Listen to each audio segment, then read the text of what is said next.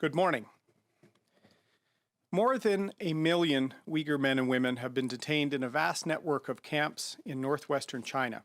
The communist state has acknowledged the existence of these camps and claims they are used for re-education of Uyghurs and other minorities. For years, the Chinese state has been destroying the graveyards and religious sites of Uyghur Muslims. Their language has been banned from schools in Xinjiang, and practicing the Muslim faith, as they have for over 1,000 years, can land you in a camp. Pour la grande majorité des Canadiens, le Xinjiang est une région très éloignée. Nous connaissons aussi peu de choses de ses habitants. Malheureusement, la Chine a profité de cette situation. Multiple reports show that China is using mass surveillance, detention, indoctrination, mass rape, physical and mental torture, and forced sterilization to oppress and destroy the Uyghur population. The Chinese state has publicly acknowledged their efforts to sterilize Uyghur women, bragging about this on social media, calling them baby-making machines. Ils ont également séparé des centaines de milliers d'enfants Uyghurs de leurs parents. The Genocide Convention defines genocide very clearly with a list of acts committed with the intent to destroy an ethnic or religious group. We know that China is committing these four elements of genocide: forcibly transferring children, imposing measures intended to prevent births, deliberately inflicting conditions of life calculated for its physical destruction, causing serious bodily harm. Nous savons que la Chine commet ces actes horribles avec l'intention de détruire la population et la culture Uyghur.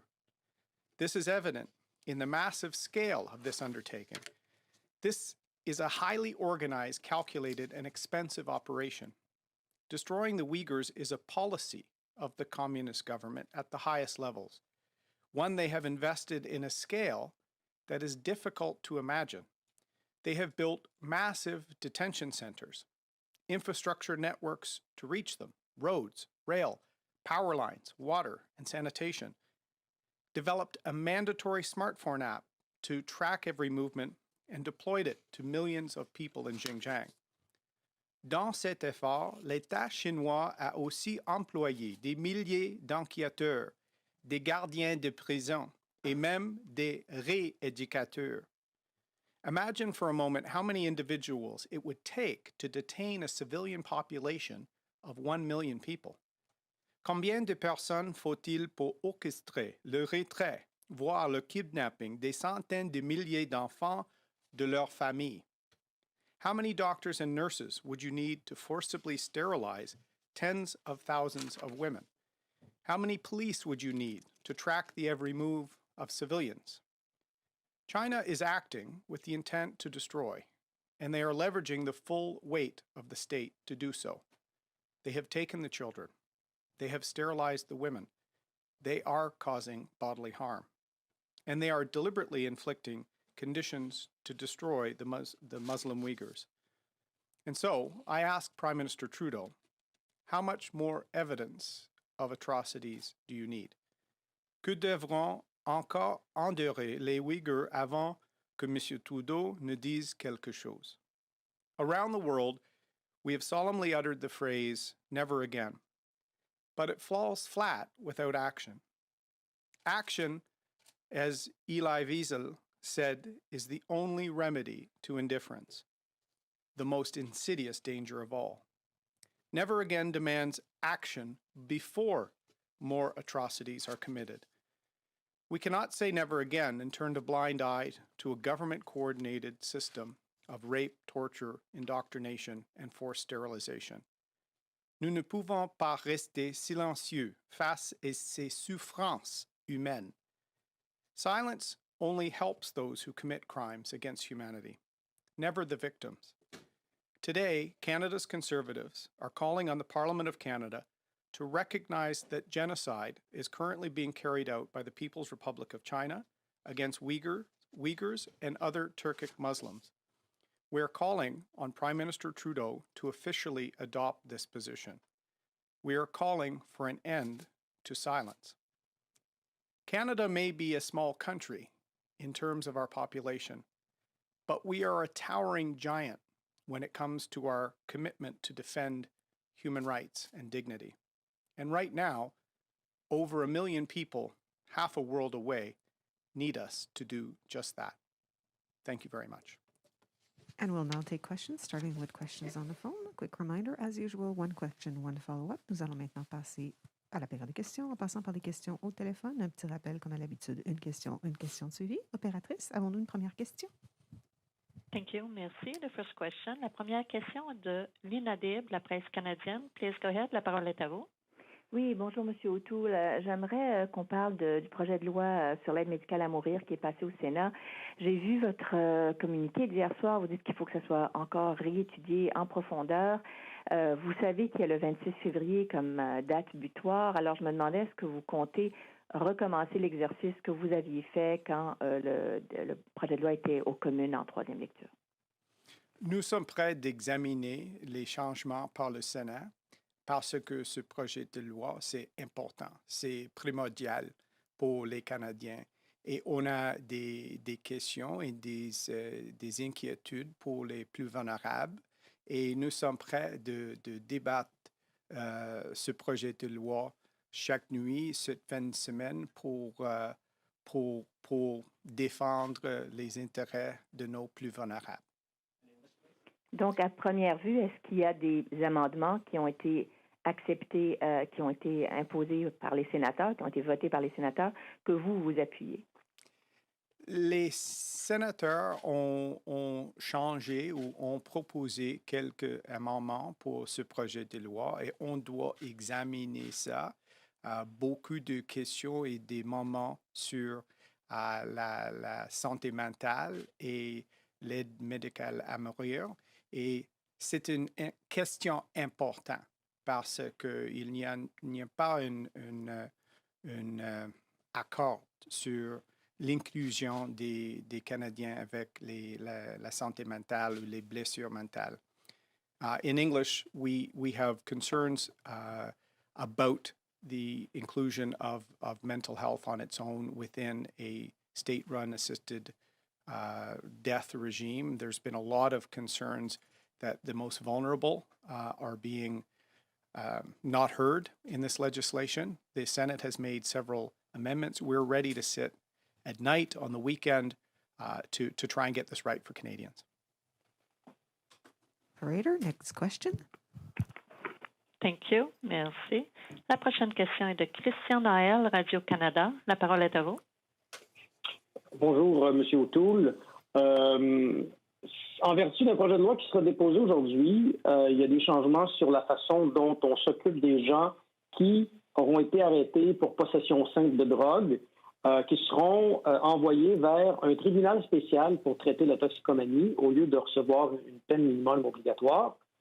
Je me demandais ce que vous pensez de cette façon de faire et si vous considérez qu'il faut traiter ces gens-là dans le système de santé ou dans le système judiciaire. On va examiner le projet de loi. Comme vous le savez, Christian, j'ai des inquiétudes avec les peines sévères pour les toxicomanes et les Canadiens avec les conditions de santé mentale. Et on doit donner plus d'assistance pour les toxicomanes. Et c'est un champ de compétences provincial. Donc, quel est le plan avec ce projet de loi pour aider les plus vulnérables? Et pour revenir sur une question de ma collègue Lina, est-ce qu'il y a dans les amendements du Sénat une des choses que vous êtes capable d'appuyer? On va parler comme un caucus sur les changements de le Sénat. Il y a des inquiétudes sur l'inclusion des conditions de santé mentale parce que c'est important de donner assistance pour les Canadiens avec les blessures mentales, avec dépression et on doit examiner ça parce qu'il y a beaucoup de questions par les handicapés et les plus vulnérables et c'est important d'examiner ce projet de loi. Il y a une date limite à cause de la prorogation et d'inaction du gouvernement Trudeau. Opératrice, prochaine question. Thank you. Merci. The next question is from Andrew Lawton from Toronto. Please go ahead. Good morning, Mr. O'Toole. The Liberals' firearms bill that was tabled earlier this week will give Canadians two options for a number of legally purchased firearms, either sell it back to the government or hold on to it indefinitely without the right to transfer, sell, use, or even bequeath it to someone else. And mainly, this is about guns that were prohibited by Order in Council back in May, those 1,500 models. If this legislation passes and you should subsequently form government, would you repeal this legislation and would you reverse those 1,500 prohibitions? Thank you, Andrew. I think the Liberal Party and Mr. Trudeau need to stop misleading people when it comes to public safety issues. No one likes to see some of the shootings we've seen in the cities and some of the gang violence and criminal violence we've seen. Having an approach that goes after law-abiding Canadians, hunters and people like that, is actually ignoring the real problem. Mr. Trudeau and his caucus voted against a measure that was intended to stop the illegal smuggling of firearms from the United States, where if you speak to law enforcement, that is the vast, vast majority of the problem. So let's target the problem. That is what I will do as Prime Minister. I won't try and divide and mislead Canadians. I will try and actually target and prevent these firearms from getting in the hands of criminals. With respect, Mr. O'Toole, you didn't really answer the question there, so I'll try framing it in a different way. If you're a Canadian who has a firearm that you legally purchased that the Trudeau government has declared prohibited, will an O'Toole government make a change that will allow that Canadian to keep that firearm legally and use it the way they were prior to the prohibition? Andrew, let me be perfectly clear. We do not support this legislation because it's actually dividing Canadians and misleading Canadians. So we will have a totally different approach. The problem, as much as 80 to 90% of the firearms used in illegal activities, mainly in large cities, come from illegal smuggling from the United States. The Trudeau government has made that worse through inaction at the border in the last 4+ years. That is where the resources need to go. And if we can partner with law enforcement, provinces, and cities to stop that illegal smuggling operation, that will be our key priority. It won't be trying to blame law-abiding people who are farmers, hunters, and sport shooters. The statistics show they follow the rules. The terrible attack Mr. Trudeau tried to use in Nova Scotia as some reason for this was a terrible attack perpetrated by someone with illegally obtained weapons. That needs to be part of the dialogue so that we're not misleading Canadians as the Liberal government tends to do. Nous allons maintenant prendre les questions dans la salle. We'll now take questions in the room. David? Hi, Mr. O'Toole. Good morning. Thanks for coming in. It's good to see you. So from my understanding is that if your motion passes, it's non-binding. So can you tell us what you're hoping to achieve by this? If the majority of the House supports it, the government could still ignore it. Thank you, David. We've noticed that. We asked them to ban Huawei last year, and the House supported that, and Mr. Trudeau ignores the will of Parliament, the will of Canadians quite regularly. On a matter like genocide, David, Canada needs to send a clear and unequivocal signal that we will stand up for human rights and the dignity of human rights, even if it means sacrificing some economic opportunity. Our values are not for sale. Literally, the whole House supports what we're doing here, and no one understands why Mr. Trudeau is so uncomfortable calling out such horrific conduct. So I hope Liberal MPs are putting pressure on their Prime Minister, because I know most of his caucus support what we're doing. Do you expect that you will receive a lot of support from Liberal MPs? We've already seen Wayne Easter, the head of the Finance Committee, expressing some, going against his party on this. Do you expect to see a lot of support from Liberals? And do you think that will undermine anyway, will help your cause? Thanks, David. We're calling on all Liberals that are concerned about what is going on in Xinjiang. It has been documented, 2 administrations in the United States that have virtually nothing in common other than their willingness to call what's going on a genocide. As you know, we feel the Olympics should be moved because we cannot turn a blind eye. So I hope Mr. Trudeau has a change of heart and votes for this motion as well, because Canada needs to send a signal that never again means a commitment to calling out conduct today, not just remembering atrocities of the past. It must fuel our leadership today. So I'm calling on all Liberal MPs to do the right thing and support this motion. Chris?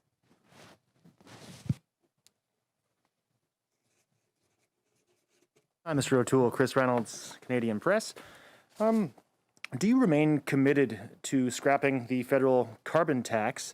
And if so, what do you plan to replace it with that would hit emissions targets faster, as you suggested last week?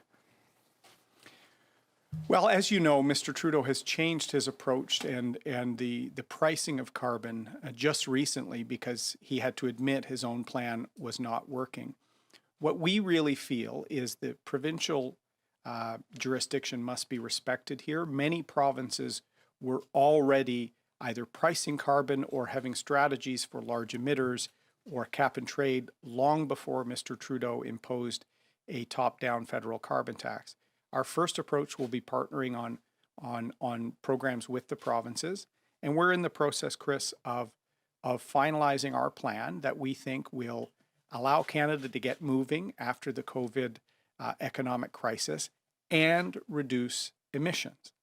That will be our goal. It will be a substantive plan, and it's going to be intended not to tax Canadians, but to try and partner with industry to get emissions down. What is your assessment as to why, despite your best efforts to lay out the government's failings, that neither the Conservatives' poll numbers nor those of the Liberals have really budged or changed significantly in recent months?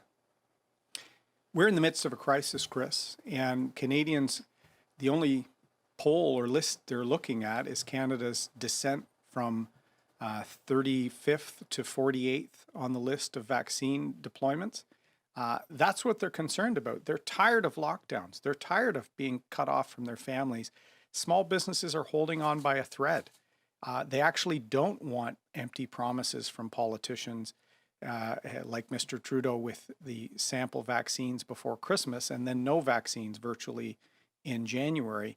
They want us to emerge from this crisis, get the vaccinations done so we can focus on the economic damage caused by COVID. We are focusing on that now. The Conservatives got Canada through the last global recession better than any other country without raising taxes. That is what we will do. And I think the polls will be on election day when Canadians want to choose that strong future. And this is all the time we have. Thank you very much. Thank you very much.